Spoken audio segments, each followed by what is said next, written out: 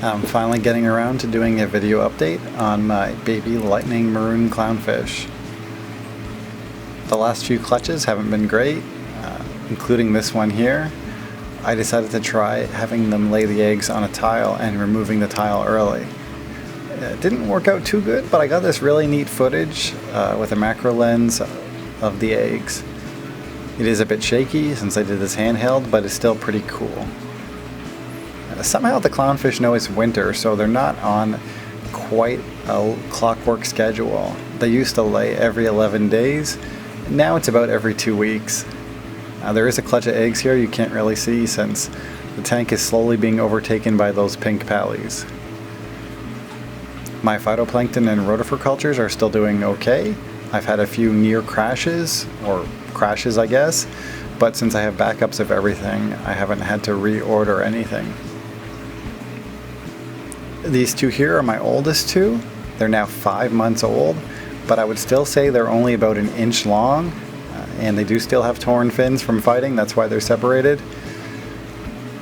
I'm thinking they will eventually heal, but right now probably most of their energy is going towards growing. These ones here are my most successful clutch. There's more than 30 in this tank. They're fighting like crazy as always, but there doesn't seem to be any killing going on. I haven't lost one in quite some time. And most of these guys are looking pretty good. There's the odd one that looks a little weird, but most of them have unique patterns and look pretty healthy. There's even a couple that are almost completely all white.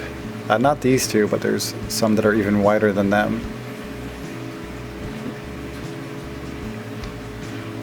They're now eating crushed LRS and even small mysis shrimp, in addition to TDO. And I've actually stopped hatching baby brine shrimp for the time being. And these guys are probably too big for rotifers, although once in a while they get a little bit just for fun.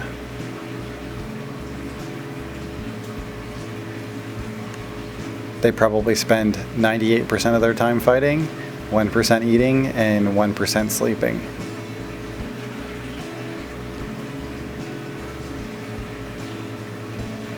I don't know if it shows on the video, but they definitely look a lot bigger and a lot more mature now than in the previous video. Because these tanks have just dim, regular LEDs over them, it's very hard to photograph the fish. It's actually easier to take these video clips than get pictures of them. Plus, with so many moving around, it's kind of tricky. These ones here are even older. They're in a larger tank. I have noticed a few of them in here definitely are a bit deformed, but then there are a lot of ones that look pretty good as well. Eventually I'll get around to inventorying these guys, but for now I'm just focused on growing as many as I can out to a decent size. You may recall earlier I had some in a 2-gallon cube with bubble tip anemones. They were using the anemones, but unfortunately it just became too hard to keep this tank clean. As you can imagine, with feeding them several times a day in only 2 gallons of water, the anemones weren't really happy.